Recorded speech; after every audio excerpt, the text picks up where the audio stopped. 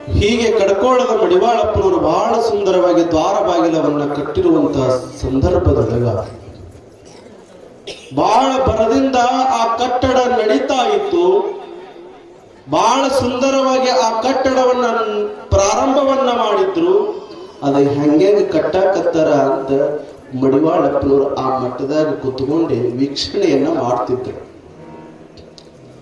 ಶ್ರೀಮಠದ ಕಟ್ಟಡದ ದ್ವಾರವಾಗಿಲು ಪ್ರಾರಂಭ ಆಗ್ಯದ. ಹೆಂಗ ಕಟ್ಟತಾರ ಅಂತ ಮಠದೊಳಗ ಕೂತ್ಕೊಂಡು ನೋಡ್ತಿರ್ತಾರ. ನೋಡುವಂತ ಸಂದರ್ಭದೊಳಗ ಆತನ ಪರಮ ಶಿಷ್ಯನಾಗಿರುವಂತ ತೆಲುಗುಬಾಳ ರಾಮಪ್ಪ ಮಡಿವಾಳಪ್ಪನ ಕಡೆ ಬಂದ. ಮಡಿವಾಳಪ್ಪನ ಕಡೆ ಬಂದು ಸಾಷ್ಟಾಂಗ ಹಾಕದ. ಯಪ್ಪ, ಮಠದ ಕಟ್ಟಡ ಬಹಳ ಜೋರ ನಡೆದದಲ್ಲೋ ಯಪ್ಪ ಅಂತಂದ್ರೆ ಮಡಿವಾಳಪ್ಪನವ್ರಂತಾರ, ನಂದೇನದರೋ ಯಪ್ಪ, ಭಕ್ತರು ಮಾಡಾಕತ್ತಾರ ಮಾಡ್ಲಿ ಅಂತ ಬಿಟ್ಟೀನಿ ಅಂದ್ರು. ಅವ್ರ ಮಠ ಅವ್ರು ಮಾಡಾಕತ್ತಾರ.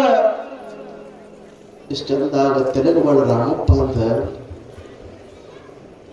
ಯಪ್ಪ ಅದು ಹೋಗ್ಲಿ ಬಿಡ್ಲಿ, ಆದ್ರ ನಾ ನಿನ್ನ ಕಡೆ ಇವತ್ತು ಯಾಕೆ ಬಂದೀನಿ ಅಂತಂದ್ರೆ ನಂದೊಂದು ಮಾತು ನೀನು ನಡೆಸ್ಕೊಡ್ಬೇಕು. ನಾ ಕೇಳಿದ್ದನ್ನ ನೀ ಕೊಡ್ತೀಯೇನು ಅಂತ ರಾಮಪ್ಪ ಕೇಳಿದಾಗ ಮಡಿವಾಳಪ್ಪನವ್ರಂತಾರ, ಏ ರಾಮಪ್ಪ, ಏನ್ ಮಾತಾಡಕತ್ತೀಯೋ ನೀ? ಈ ಕಡ್ಕೋಳದ ಮಟ್ಟಕ್ಕೆ ಯಾರ್ಯಾರು ನಂಬಿ ನಡೆದಾರ, ಯಾರು ಏನು ಬೇಕಂತಾರ, ಬೇಡದವರಿಗೆ ಬೇಡಿದ್ದನ್ನ ಕೊಟ್ಟೀನಿ. ಅದರೊಳಗೆ ನೀ ನನ್ನ ಪರಮ ಶಿಷ್ಯಪ್ಪ, ನಿನಗೂ ಕೊಡಂಗಿಲ್ಲ. ನೀ ಏನು ಬೇಕಂತ ಕೇಳು.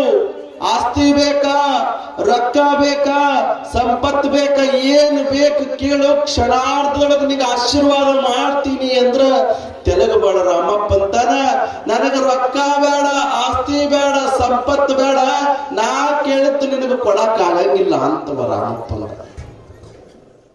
ನಾ ಕೇಳೋದು ನಿನಗೆ ಕೊಡಕ್ ಆಗಂಗಿಲ್ಲ ಅಂದ್ರೆ ಏನೋ ರಾಮಪ್ಪ ನೀ ಮಾತಾಡುವ ಮಾತು? ಮಕ್ಕಳಿಲ್ಲ ಅಂದ್ರೆ ಮಕ್ಕಳು ಕೊಟ್ಟೀನಿ, ಕಷ್ಟ ಅಂತ ಬಂದವರ ಕಷ್ಟ ದೂರ ಮಾಡೀನಿ, ಈ ಲೋಕದೊಳಗೆ ಹೆಂಗ್ ಬದುಕಬೇಕು ಅಂತ ಕಲಸು ಕೊಟ್ಟೀನಿ, ಪದಗಳನ್ನ ಬರೆದೀನಿ, ನಾ ಜ್ಞಾನಿ ಅದೀನಿ, ಬೇಡದವರಿಗೆ ಬೇಡಿದ್ದನ್ನ ಕೊಟ್ಟೀನಿ, ನಿನಗೂ ಕೊಡಂಗಿಲ್ಲೇನೋ ರಾಮಪ್ಪ? ಹಿಂಗ್ಯಾಕಂತೀದಿ? ನೀ ಕೇಳಿದ್ರೆ ನಂಗೆ ಕೊಡಕ್ಕಾಗಂಗಿಲ್ಲ ಅಂತೀಯೇನೋ? ನಾ ಕೊಡ್ಲಿಲ್ಲ ಅಂದ್ರೂ ಕೂಡ ಗುರುಮಾಂತರೇ ಕೊಡ್ತಾನ, ಏನ್ ಬೇಕು ಕೇಳು ಅಂದ. ಆಣಿ ಮಾಡಂತವ ಯಾರು? ತೆಲುಗುಬಾಳ ರಾಮಪ್ಪ ಶಿಷ್ಯ. ನನಗೆ ನಂಬಿಕೆ ಇಲ್ಲ, ನೀ ಏನು ಕೊಡ್ತೀಯೋ ಬಿಡ್ತೀಯೋ ಅನ್ನೋದು ನನಗೆ ನಂಬಿಕೆ ಇಲ್ಲ, ಅದಕ್ಕೆ ಆಣಿ ಮಾಡು, ನಾ ಕೇಳ್ತೀನಿ ಅಂದಂತ. ಮಡಿವಾಳಪ್ಪ ಅಂದ, ಆಣಿ ಎದಕ್ ಬೇಕು? ಗುರು ಶಿಷ್ಯರ ನಡುವ ಆಣಿ ಬೇಕಾಗುತ್ತದೇನು? ಶಿಷ್ಯ ಏನು ಕೇಳ್ಯಾನ, ಗುರು ಅದನ್ನು ಕೊಡ್ತಾನ. ಶಿಷ್ಯ ಏನು ಕೇಳ್ಯಾನ, ಗುರು ಅದನ್ನ ಕೊಡ್ತಾನೋ. ಯಾರಿಗೆ ಏನು ಕೊಡ್ಲಿಲ್ಲ ಅಂದ್ರು ಸಹಿತ ನೀ ನನ್ನ ಆತ್ಮೀಯ ಶಿಷ್ಯ ಅದಿಯೋ ರಾಮಪ್ಪ, ಏನು ಬೇಕೆಲ್ಲ ಕೊಡ್ತೀನಿ, ಆಣಿ ಯಾಕ ಅಂತ ಕೇಳಿದ್ರೆ, ಇಲ್ಲ ಆಣಿ ಮಾಡಬೇಕು, ಆಣಿ ಮಾಡರ ನಾ ಕೇಳ್ತೀನಿ, ಇಲ್ಲಾಂದ್ರೆ ಸುಮ್ ಹೋಗ್ತೀನಿ ಅಂದವ. ಕೆಲವೊಂದಿಷ್ಟು ಭಕ್ತರು ಶಿಷ್ಯರು ಬಹಳ ಹಠಮಾರಿ ಇರ್ತಾರೆ. ಗುರುವಿಗೂ ಸಹಿತ ಅವ್ರು ಸೋಲಿಸ್ತಾರೆ, ಗುರುವಿಗೂ ಸಹಿತ ಅವರು ಸೋಲಿಸ್ತಾರ. ಎದ್ರೊಳಗರಿ? ಪ್ರೀತಿ ಒಳಗರಿ, ಭಕ್ತಿ ಒಳಗರಿ. ಯಾವಾಗ ಆಣಿ ಮಾಡುವಂದ, ಆಣಿ ಯಾಕೋ ನೀ ಕೇಳರ ಕೇಳುವಂತಂದ್ರೆ, ಇಲ್ಲಪ್ಪ ನೀ ಆಣಿ ಮಾಡಿದ್ರ ನಾ ಹೇಳ್ತೀನಿ ಅಂದ. ಆತು ಅಂತ ತಿಳ್ಕೊಂಡು ತೆಲುಗುಬಾಳದ ರಾಮಪ್ಪ ಆಣಿ ಮಾಡದ. ಆಣಿ ಮಾಡದ.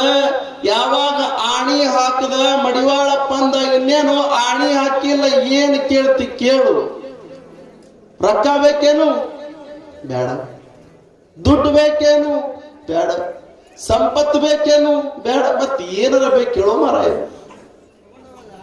ಈ ಮಡಿವಾಳಪ್ಪನ ಮಠಕ್ಕೆ ಬರೋರೆಲ್ಲ ರೊಕ್ಕ ಕೇಳ್ಯಾರ, ಸಂಪತ್ತು ಕೇಳ್ಯಾರ, ಮಕ್ಕಳು ಕೇಳ್ಯಾರ, ಎಲ್ಲರೂ ಏನ್ ಬೇಕು ಕೇಳ್ಯಾರ. ಆದ್ರೆ ನೀ ಏನಂತ ಹೇಳವಲ್ಲಾಗಿಲ್ಲ. ಆಣಿ ಮಾಡಿ ನೀ ಹೇಳು, ಏನ್ ಬೇಕದು ಕೊಡ್ತೀನಿ ಅಂದ್ರ ತೆಲುಗುಬಾಳ ರಾಮಪ್ಪ ಅಂತನ, ನನ್ನ ವಂಶ ಇಲ್ಲದಂಗ ಆಗಬೇಕು ಅಂತ. ಇಡೀ ನನ್ನ ವಂಶವೇ ನಿರ್ವಂಶ ಆಗಬೇಕು ಅಂತ ಕೇಳ್ಕೊಂಡಂತ ಪುಣ್ಯಾತ್ಮ ಅವ. ಯಾವಾಗ ಇಡೀ ವಂಶವೇ ನಿರ್ವಂಶ ಆಗಬೇಕು, ನನ್ನ ವಂಶನೇ ಈ ಲೋಕದೊಳಗೆ ಇಲ್ಲದಂಗ ಆಗಬೇಕು, ಮುಂದೆ ಯಾವತ್ತೂ ಕೂಡ ನನ್ನ ವಂಶ ಮುಂದೆ ಬೆಳೆಯಬಾರದು ಅಂತ ಬಿಡ್ಕೊಂಡಂತ ಮಡಿವಾಳಪ್ಪಂದ ಎಂತ ಘಾತ್ ಕೇಳದೆಯೋ ನೀ ರಾಮಪ್ಪ, ಎಂತ ಘಾತ್ ಮಾಡಿಬಿಟ್ಟಿಯೋ. ಅದಕ್ಕ ನಾ ಆಣಿ ಹಾಕಲ್ಲ ಅಂತ ಹೇಳದ, ಆಣಿ ಹಾಕ್ಸ್ಕೊಂಡು ಬೇಡಬಾರದು ಬೇಡ ಬಿಟ್ಟಿಯಲ್ಲೋ. ಒಂದ್ ಸಲ ಈಗ ನೀ ಬೇಡಿದಿ ಅಂತಂದ್ರ ಅದು ಕೊಟ್ಟೆ ತೀರ್ತಿನ ಮಗನ ಅಂತ ತಿಳ್ಕೊಂಡು ಮಡಿವಾಳಪ್ಪ ಏನ್ ಹೇಳ್ತಾನ ಅಂದ್ರ, ತೆಲಗವಾಳದ ರಾಮಪ್ಪ ವಂಶ ಇಲ್ಲದಂಗ ಆಗ್ಲಿ ಅಂತ ಹೇಳಿದಿ, ಆತು ಅಂತ ತಿಳ್ಕೊಂಡು ಮಗನ 3 ದಿವಸ ಒಳಗ ನೀ ಸಾಯ್ತಿ, 3 ದಿವಸ ಆದ್ಮೇಲೆ ನಿನ್ನ ಮನಿ ಒಳಗ 18 ಜನ ಆದಾರಲ್ಲ ಅವರು ಸೈತಾರ, ಹೋಗ ಮಗನ ಅಂದ್ರ. ಇಟ್ಟಂದು ಅಲ್ಲೇ ಒಂದು ಪದ ಬರೀತಾರ, ಆಯುಷ್ಯ ನಿಮ್ಮದಲ್ಲೋ ವಾಯುವಿಗೆ ಹೊತ್ತಿಲ್ಲೋ, ಆಯುಷ್ಯ ನಿಮ್ಮದಲ್ಲೋ ವಾಯುವಿಗೆ ಹೊತ್ತಿಲ್ಲೋ, ಆಯಾ ತಪ್ಪಿ ನಡೆದ್ರೆ ಮುಕ್ತಿ ಹೆಂಗ ಸಿಗುತ್ತದು ಅಂತ ಪದ ಬರೀತಾರ ನೋಡ್ರಿ. ಎಂತ ಕಿಮ್ಮತ್ತಿನ ಮಾತುಗಳು ಬರೀತಾರ್ರಿ ಮಡಿವಾಳಪ್ಪ. ಆಯುಷ್ಯ ನಿಮ್ಮದಲ್ಲೋ ವಾಯುವಿಗೆ ಹೊತ್ತಿಲ್ಲೋ, ಆಯಾ ತಪ್ಪು ನಡೆದ್ರೆ ಮುಕ್ತಿ ಹೆಂಗ ಸಿಗುತ್ತದೋ. ಯಾವಾಗ ಹಿಂಗ ಬೇಡ್ಕೊಂಡ ಯಪ್ಪ ನಾ ಧನ್ಯ ಆದ ನೋಡು ಯಪ್ಪ, ಇಟ್ಟು ದಿವಸ ಇದ್ರೊಳಗೆ ಬಿದ್ದು ಒದ್ದಾಡಿ ಸಾಕಾಗಿ ಹೋಗಿತ್ತು, ಇವತ್ತು ನಾ ಮುಕ್ತನಾದೆ ಅಂತ ತಿಳ್ಕೊಂಡು ಮನೆಗೆ ಹೋಗ್ತಾನ. 3 ದಿವಸ ಆಗುತ್ತದ, ಎಲ್ಲಿ ಮಲ್ಕೊಂಡನ ಅಲ್ಲಿ ತೀರ್ಕೊಂತಾನ, ಅಲ್ಲಿ ಪ್ರಾಣ ಬಿಡ್ತಾನ. ಪ್ರಾಣ ಬಿಟ್ಟು 3 ದಿವಸ ಒಳಗ ಆತನ ಮನೆ ಒಳಗ 18 ಜನ ಅಣ್ಣ ತಮ್ಮ, ಅಣ್ಣ ನಡತಿ ತಮ್ಮ ನಡತಿ ಮಕ್ಕಳು, 18 ಜನ ತುಂಬಿದ ಕುಟುಂಬ. ಈತ ತಿರ್ಕೊಂಡು 3 ದಿವಸಕ್ಕ ಏಕಕಾಲದೊಳಗ ಒಂದೇ ದಿವಸ 18 ಜನ ಸತ್ತು ಹೋಗ್ಬಿಡ್ತಾರೆ. 18 ಜನ ಸತ್ತು ಹೋಗ್ಬಿಡ್ತಾರೆ. ಮಾತಿನೊಳಗ ತಾಕತ್ತೆಟ್ಟದ ನೋಡ್ರಿ. ಅದಕ್ಕ ಏನು ಬೇಡಬೇಕು, ಏನು ಏರ್ಬಾರ್ದು ಅಂತ ಎಚ್ಚರದೊಳಗೆ ಬೇಡಬೇಕು. ಆದ್ರೆ ಇಲ್ಲಿ ರಾಮಪ್ಪ ಯಾಕೆ ಹಂಗಂದ ಅಂದ್ರ, ಇದ್ರೊಳಗೆ ಏನು ಸುಖ ಇಲ್ಲೋಯಪ್ಪ, ನನಗ ಮೋಕ್ಷ ಬೇಕಾಗಿತ್ತು ಅಂತ ಹಂಗ ಬೇಡದ. ಒಂದ್ ದಿವಸ ನಾವು ಹಂಗ ಬೇಡ್ತೀವಿ, ಸಾಯೋ ಟೈಮ್ನಾಗ ಗುರು ಯಾರಾದ್ರೂ ಬಂದ್ರ ಯಪ್ಪ ಏನೋ 10 ವರ್ಷ ಬದುಕಿಸು ಅಂತ ಬೇಡ್ತೀವಿ ನಾವು. ಅಂದ್ರ ಬದುಕೋದ್ ಕಾಯಸ ನಮ್ಗೆ ಅಟ್ಟು. ಹೌದಿಲ್ಲ? ಯಾವಾಗ ನಿನ್ನ ವಂಶ ಇಲ್ಲದಂಗ ಆಗಲಿ ಅಂತ ಹೇಳದ ಮಡಿವಾಳಪ್ಪನವರು ಹಾಕಿದ್ರು, ಯಾವಾಗ ಹೇಳಿದ್ರು ವಂಶ ಇಲ್ಲದಂಗಾಯ್ತು, ಅವಾಗ ಪದ ಬರದ ಆಯುಷ್ಯ ನಿಮ್ದಲ್ಲೋ ಅಂತ. ಆಯುಷ್ಯ ನಮ್ಮ ಕೈದೊಳಗೈತಿ ನೀವು, ಆಯುಷ್ಯ ನಮ್ಮ ಕೈದೊಳಗಿಲ್ಲ. ಆದ್ರೂ ಕೂಡ ನಿಮ್ಮ ಆಯುಷ್ಯ, ನಿಮ್ಮ ಹಣೆ ಬರಹವನ್ನ ಬದಲಿಸುವಂತ ತಾಕತ್ತದ ಸದ್ಗುರುನಾಥನ ಕಡೆ ಇರ್ತದೆ, ಸದ್ಗುರುನಾಥನ ಕಡೆ ಇರ್ತದೆ. ಅದು ಯಾವ ಮುಖಾಂತರ ಅಂತಂದ್ರೆ, ಆಯುಷ್ಯ 10 ನಿದ್ರೆಯಲ್ಲಿ ಹೋದವು 50, ಪ್ರಾಯಕ್ಕ 20, ಪ್ರಾಯದ ಗಾಯಕ್ಕ 30, ಮುಂದಿಲ್ಲೋ ಹೊತ್ತು ಪರಮಾನಂದನ ನೆನೆಯುವುದು ಯಾವತ್ತು. ಇರುವುದ 100 ವರ್ಷ, 100 ವರ್ಷದೊಳಗ 50 ವರ್ಷ ನಿದ್ದಿಗೆ ಹೋಗ್ಬಿಡ್ತದ್ರಿ. ಅವ 50 ವರ್ಷ ಎಲ್ಲ ಹೋಯ್ತ್ರಿ, ನಿದ್ದಿಗೆ ಹೋಗ್ತದ ನಿದ್ದಿ. ಇನ್ನ 20 ವರ್ಷ ಸಾಲಿ ಅದು ಇದು ಅಂತ ತಿಳ್ಕೊಂಡು 20 ವರ್ಷ ಆದ್ರಾಗ ಹೋಯ್ತು. ಎಷ್ಟು ಹೋಯ್ತ್ರಿ? 70 ಹೋಯ್ತಿದ್ರಾಗಿ. ನಿದ್ಯಾಗ 50, ಸಾಲ್ಯಾಗ 20, ಇನ್ನ ಉಳಿತೆಟ್ಟು 30.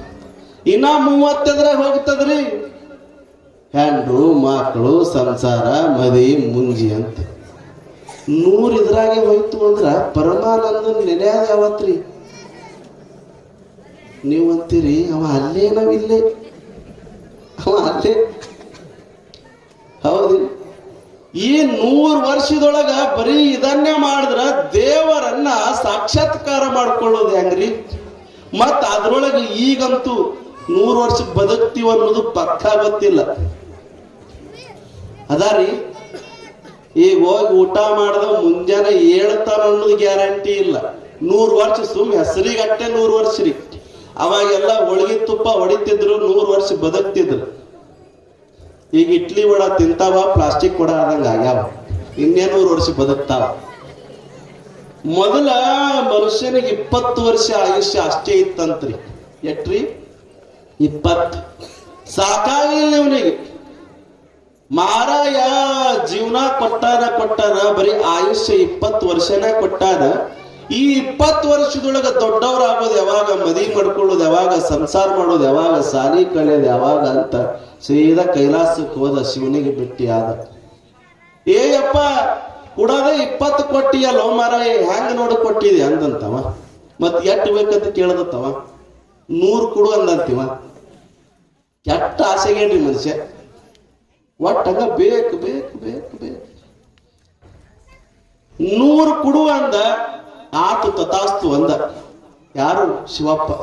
ಆಯ್ತಪ್ಪ, ನೀ ಹೇಳ್ದಂಗ 100 ವರ್ಷ ನಾ ಕೊಡ್ತೀನಿ ಅಂತ ಆಶೀರ್ವಾದ ಮಾಡದ. 100 ವರ್ಷ ತಗೊಂಡು ಭೂಮಿ ಕಡೆ ಹೊಂಟ. ಯಾವಾಗ ಭೂಮಿ ಕಡೆ ಹೊಂಟ, ಹಿಂದ ಪರಮಾತ್ಮ ಭಗವಂತ ಬೆನ್ನಿಂದ ಒಂದು ಸಿಕ್ಕಾಗುತ್ತದ.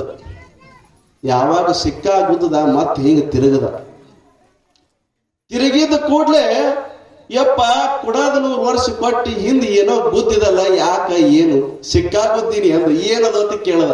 ನೋ ಗ್ಯಾರಂಟಿ ಅಂತ ಅಂದವ ಶಿವಪ್ಪ. 100 ವರ್ಷ ಕೊಟ್ಟಿನಿ, ಇಟ್ಟೇ ವರ್ಷ ಬದುಕ್ತೀನಿ ಅನ್ನೋದು ಗ್ಯಾರಂಟಿ ಇಲ್ಲಪ್ಪ. 10 ವರ್ಷಕ್ಕೂ ಬರ್ತಿ, 20 ವರ್ಷಕ್ಕೂ ಬರ್ತೀನಿ, ನಾ ಕರೆದಾಗ ನೀ ಬರ್ಬೇಕು ಅಂತ 100 ವರ್ಷ ಇದು ಗ್ಯಾರಂಟಿ ಇಲ್ಲ ಅಂತ, ನೋ ಗ್ಯಾರಂಟಿ ಅಂತ ಚಿಕ್ಕಾಗುತ್ತೀನಿ ಅಂದವ ಶಿವಪ್ಪ. ನೋಡ್ರಿ ಎಷ್ಟು ಅಸ್ಥಿರ ಅದ ಈ ಬದುಕು ಅಂತಂದ್ರ. ಅಸ್ಥಿರಂ ಜೀವಿತಂ ಲೋಕೆ ಅಸ್ಥಿರಂ ಧನ ಯೌವನಂ ಅಸ್ಥಿರಂ ಪುತ್ರದಾರಾಧ್ಯ ಧರ್ಮ ಕೀರ್ತಿ ದ್ವಯಂ ಸ್ಥಿರಂ. ಏನ್ ನಾವು ಬೆಚ್ಚಗೊಂಡು ಕುಂತೀವಲ್ಲ, ಇದು ನಮ್ಮದು ನಮ್ಮದು ನಮ್ಮದು ಅಂತ, ಸತ್ತಾಗ ಗೋರಿ ಒಳಗಿಡುವಾಗ ನಿಮ್ಮ ಜೊತೆ ಇದು ಬರ್ತದೆ? ಯಾವುದೂ ಬರಂಗಿಲ್ಲ. ನೀನು ಅತಿಯಾಗಿ ಪ್ರೀತಿಸುವ ಹೆಂಡತಿಯು ಸಹಿತ ನಿನ್ನ ಜೊತೆ ಬರಂಗಿಲ್ಲ. ಆಕಿ ಬಂದ್ರು ಕೂಡ ಇಲ್ಲಿ ತನಕ ಬರ್ತಾಳ್ರಿ, ಕುಣಿ ತನಕ ಬರ್ತಾಳ. ಇನ್ನ ಬೀಗರ್ ನೆಂಟರು ಕೂಡ ಎಲ್ಲಿ ತನ ಬರ್ತಾರ, ಕುಡಿ ತನಕ ಬರ್ತಾರ. ಯಾಕೆ ಬರ್ತಾರ? ಲಾಸ್ಟ್ ಕೊಳ್ಳಾಗ ಬಂಗಾರ ಹಿಂಗಾರ ಅಟ್ಟೆ ಬಿಟ್ಟು ಹೋಗ್ಯಾನೋ ಏನು ಅಂತ ನೋಡಾಕ್ ಬರ್ತಾರ. ನೀವೆಲ್ಲ ನೋಡ್ರಿ, ಲಾಸ್ಟ್ ಮಣ್ಣು ಮಾಡಾಗ ಅಲ್ಲಿರೋರಿಗೆ ಹೇಳ್ತಾರ, ಕೊನೆಯದಾಗಿ ಒಂದು ಸಲ ಮುಖ ನೋಡ್ಕೋರಿ ಅಂತ ಅಂತಾರಿ. ಯಾಕಂತಾರ್ರಿ? ಅದು ಯಾರಿಗೂ ಗೊತ್ತಿಲ್ಲದ. ಕೊನೆಯದಾಗಿ ಮುಖ ನೋಡ್ಕೊಂತ ಯಾಕಂತಾರ ಗೊತ್ತೇನು? ಏನಾರ ಬಂಗಾರ ಮೈ ಮೇಲೆ ಇದ್ದಿರ್ಬೇಕು, ನೋಡ್ಕೋರಿ ಅಂತ ಅರ್ಥ ಅದ. ಈಗ ಇದ್ರು ತಕ್ಕೊಂಡ್ ಬಿಡ್ರಿ ಅಂತ. ನೋಡ್ರಿ ಎಷ್ಟು ಅಸ್ಥಿರವಾದ ಬದುಕಿನೊಳಗ ಏನೂ ನಮ್ಮ ಜೊತೆ ಬರಂಗಿಲ್ಲ ಅಂದ್ರೂ ಕೂಡ ಬಡದಾಡ್ತೀವಿ, ಚಿಂತೆ ಮಾಡ್ತೀವಿ. ಆದ್ರೆ ನಿಮ್ಮ ಜೊತೆ ಏನು ಬರ್ತದೆ ಅಂತಂದ್ರೆ, ಪರಮಾನಂದನ ಜಾತ್ರೆ ಒಳಗ ಏನು ಸೇವಾ ಮಾಡಿವಲ್ಲ ಅದು ನಿಮ್ಮ ಜೊತೆ ಬರ್ತದ್ರಿ. ಅದು ನಿಮ್ಮ ಜೊತೆ ಬರ್ತದ. ಇದು ಧರ್ಮದ ಕಾರ್ಯ.